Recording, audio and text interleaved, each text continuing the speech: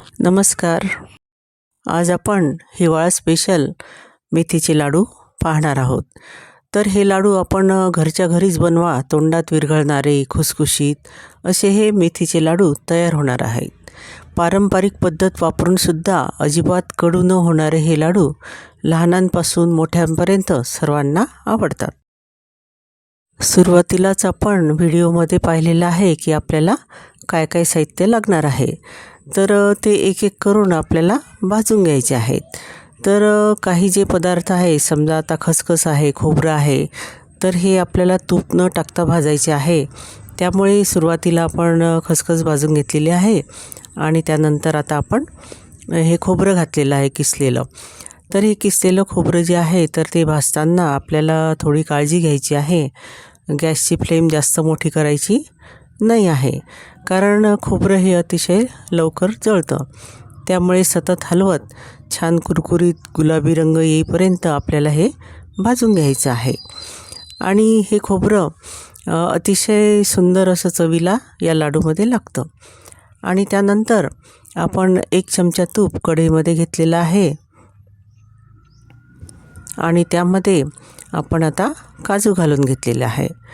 तर हे काजूसुद्धा मंद आचेवर आपल्याला तळायचे आहे आणि थोडेसे कमीच लाल असताना आपल्याला हे काढून घ्यायचे आहे, कारण ते उष्णतेमुळे त्याचं कुकिंग नंतरही चालू राहतं. त्यामुळे आपल्याला एकदम ते जास्त डार्क रंगावर भाजायचे नाही आहे. त्याचप्रमाणे सगळ्या ड्रायफ्रूटला ही टीप जी आहे तर ती लागू होणार आहे. तर या ठिकाणी त्याच कढईमध्ये आपण पुन्हा बदाम घालून घेतलेले आहे आणि बदामसुद्धा आपले भाजून झालेले आहे.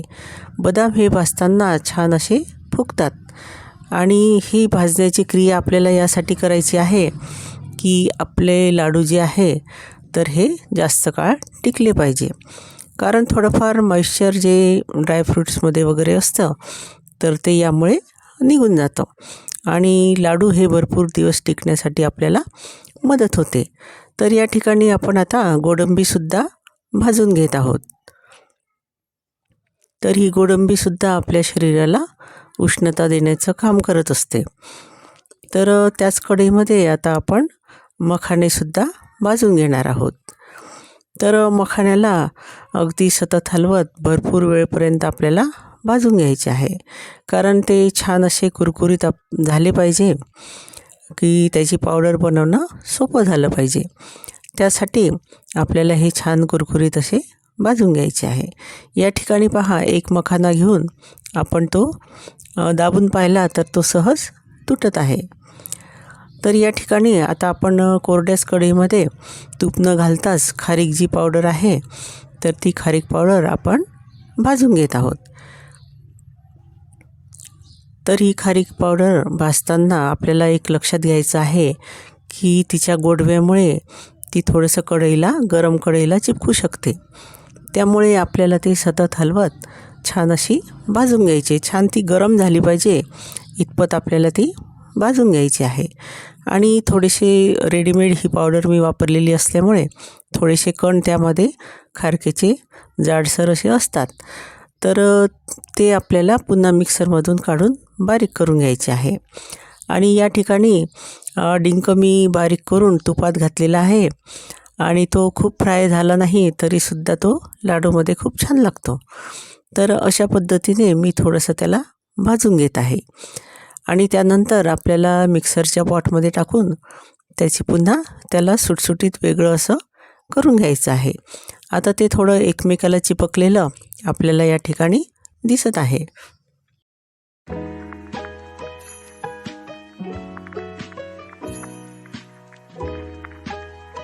आता बघा, या ठिकाणी तुपामध्ये आपण मेथीची जी पावडर आपण दुधात भिजत घातलेली होती तर ही घालून छानपैकी त्याला भाजून घ्यायची आहे.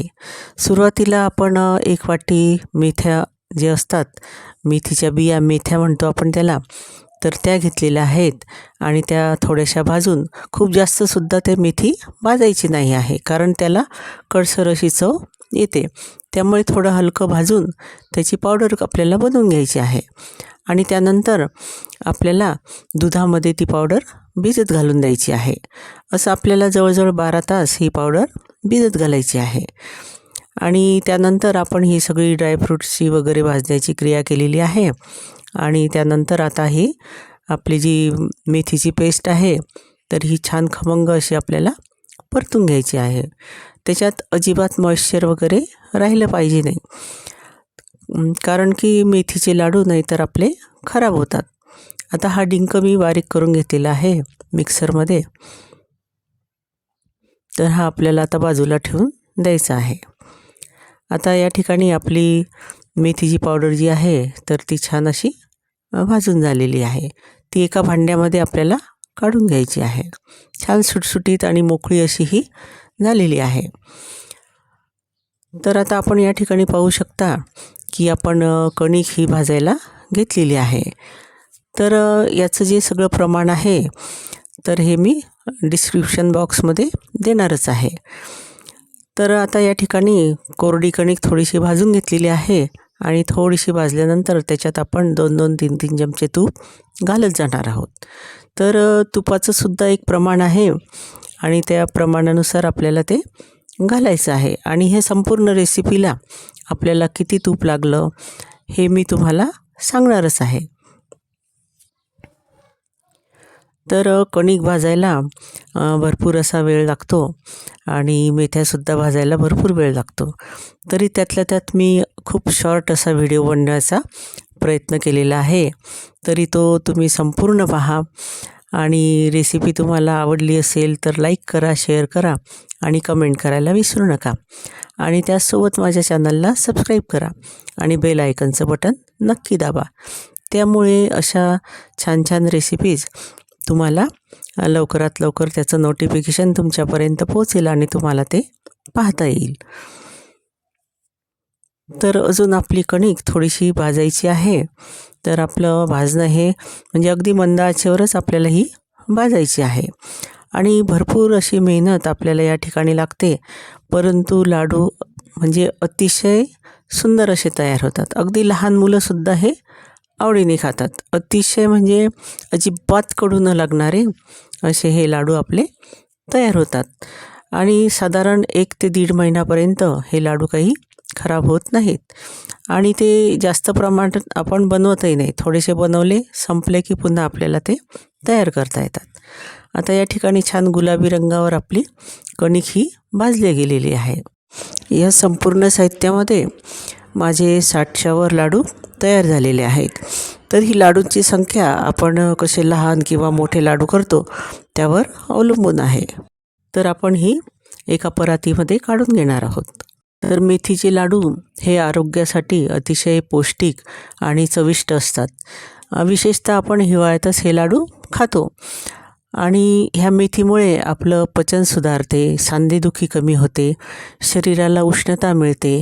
त्यासोबत कंबरदुखी आणि अशक्तपणा असेल तर तो सुद्धा यामुळे कमी होतो. त्यामुळे सगळ्यांनी हे लाडू हिवाळ्यात अवश्य करून खाल्ले पाहिजे. आणि बाळंतिणीलासुद्धा हे लाडू अतिशय फायदेशीर असे आहेत. तर या ठिकाणी आपण रेसिपीला पूर्ण लागणारा जो गूळ आहे तर तो घेतलेला आहे. आणि कढईमध्ये थोडंसं तूप घालून त्याच्यावर आपल्याला पाणी न घालता हा गूळ घालून घ्यायचा आहे. आणि अशा पद्धतीने हा पातळ झाला की लगेचच आपल्याला गॅस बंद करायचा आहे. आणि हा गूळ जो आहे तो गरम गरमच आपण आता जी कणिक भाजलेली होती तर त्यावर घालून घ्यायचा आहे. त्यानंतर आपण जे ड्रायफ्रूट्स वगैरे त्याचा असा जाडसर आपण पावडर तयार केलेली होती. कारण अगदी खूप बारीक पावडर आपल्याला करायची नाही आहे, कारण ते थोडेसे ड्रायफ्रूट दाताखाली आले तर त्याचा क्रंच हा अतिशय सुंदर असा त्या लाडूमध्ये लागतो. तर खोबरं, ड्रायफ्रूट सगळे याचं मी जाडसर अशी पावडर तयार केलेली आहे. आणि या ठिकाणी थोडंसं खोबरं मी तसंच घेतलेलं आहे. ते दिसायलासुद्धा खूप छान दिसतं. लाडूमध्ये ते अगदी ओळखायला येतं. आणि त्यानंतर आता ही खारीक पावडर आपण घालून घेतलेली आहे. आणि मेथीची पावडर जी आहे ती घातलेली आहे. खसखस आहे.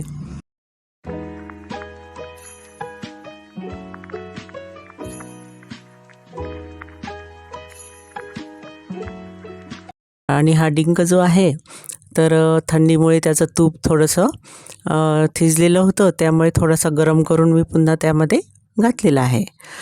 आणि त्यानंतर आपल्याला विशेष अशा पावडरी त्यामध्ये घालायच्या आहेत. तर ह्या ऑप्शनल आहे, तुम्हाला घालायचं असेल तर घालू शकता. हे सुंठ पावडर आपण या ठिकाणी घातलेली आहे, विलायची पावडर घातलेली आहे आणि त्याचसोबत थोडीशी जायफळाची पावडर घातलेली आहे. जायफळ हे थोडंसं उष्ण असल्यामुळे याचा छान आपल्या आरोग्यासाठी फायदा होतो.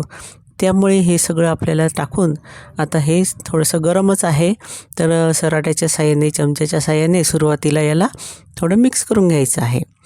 आणि त्यानंतर आपल्याला ते हाताने चांगलं एकसार करून, म्हणजे सगळीकडे तो गूळ लागला पाहिजे असं आपल्याला एकत्र हे करून घ्यायचं आहे. आणि त्याचसोबत हे थोडंसं गूळ गरम असतानाच आपल्याला हे लाडू पटपट असे बांधायचे आहेत. तर या ठिकाणी तुम्हाला आवडतात तसे छोटे किंवा थोडे मोठे असे लाडू आपण करू शकतो. या ठिकाणी मी अतिशय छोटेच लाडू तयार केलेले आहेत. कोणाला जर पाहिजे असेल तर अजून तो एखादा लाडू घेऊ शकतो, पण नाही आवडला तर अर्धा लाडू खाण्यापेक्षा ही पद्धत मला योग्य वाटते. तर अशा पद्धतीने सगळं मिश्रण आपण एकत्र करून घेतलेलं आहे आणि आपण आता याचे लाडू तयार करत आहोत. तर अतिशय छान असे लाडू बांधले जात आहे आणि शेवटपर्यंत असे छान मऊ आणि लुसलुशीत असे हे लाडू राहतात. तर आपण सुद्धा अचूक प्रमाणात हे मेथीचे लाडू अजिबात कडू न होणारे असे करू शकतो. व्हिडिओत दिलेले प्रमाण जे आहे तर ते अगदी अचूक आहे आणि जसे टिप्स तुम्हाला या ठिकाणी दिलेले आहेत तर त्याचा वापर करून आपण असे हे लाडू, हिवाळा स्पेशल लाडू तयार करू शकतो आणि नक्कीच आपल्या घरी सगळ्यांना हे आवडतील अशी मला आशा आहे. तर आपण हे लाडू आपल्याला कसे वाटले तर नक्की एक वेळा ट्राय करा ही रेसिपी आणि कसे वाटले ते कमेंटमध्ये मला नक्की कळवा. धन्यवाद.